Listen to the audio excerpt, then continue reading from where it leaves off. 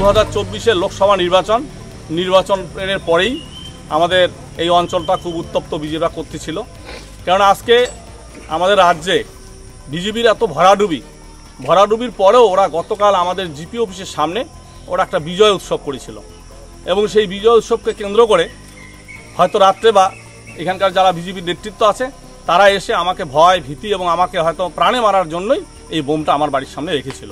কেননা ওরা বুঝতে পারছে সারা পশ্চিমবঙ্গের যে সমস্ত অঞ্চল বিজেপির আন্ডারে আছে এক এক করে সে প্রতিটা অঞ্চল তৃণমূলের দখলে আসতেছে।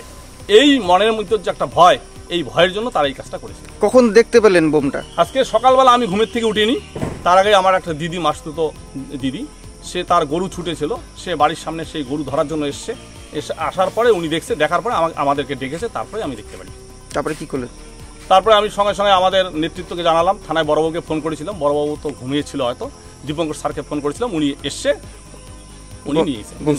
মানে এই যে বোমটা যে রেখে গেল, এটা কি মানে কি মনে করছেন যে বোমটা রেখে গিয়ে কি করতে পারতো?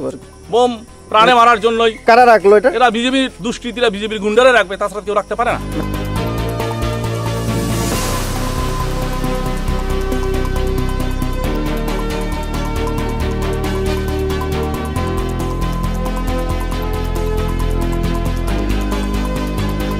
সম্পূর্ণটাই মিথ্যা কথা। কারণ কি হয়েছে, আমাদের বিজেপি কর্মীর উপরে কিছুদিন থেকে হুমকি চলছে।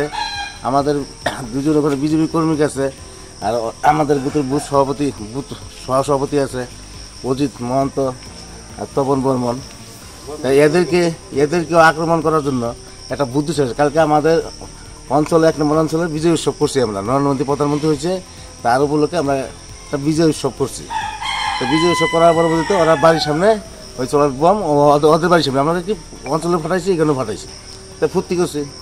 এবার ওরা বলতেছে ওদের বাড়ির সামনে কি বড় বোমা ফালাইছে রাত্রে বিজেপির লোক, এইসব বলে চক্রান্ত করে আমাদের বিজেপি লোকের উপরে কেস দিবে, বিজেপি লোকের দমকাই দেওয়ার চেষ্টা চালাইতেছে এই জায়গায়। কারণ এই 1 নম্বর অঞ্চলে ওদের অস্তিত্ব নাই।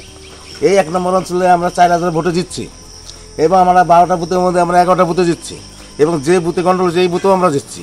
এই বুথে টিএমসির পঞ্চায়েত কিন্তু এবার হেরে গেছে, 215 ভোটে হেরে গেছে। ঠিক আছে, ওদের এরকম রাগে ওরা নানান কৌশল করতেছে আমাদের লোকের উপরে। মানে এখন কেস দিয়ে আমাদের লোককে পুলিশের উপরে অত্যাচার, মানে পুলিশের মানে থানায় দিতে পারে, পুলিশ ওদের হাতে, মানে আমাদের দমকাইয়া ওরা রাজনীতি করতে চাইতেছে মাঠে। মিথ্যা অভিযোগ।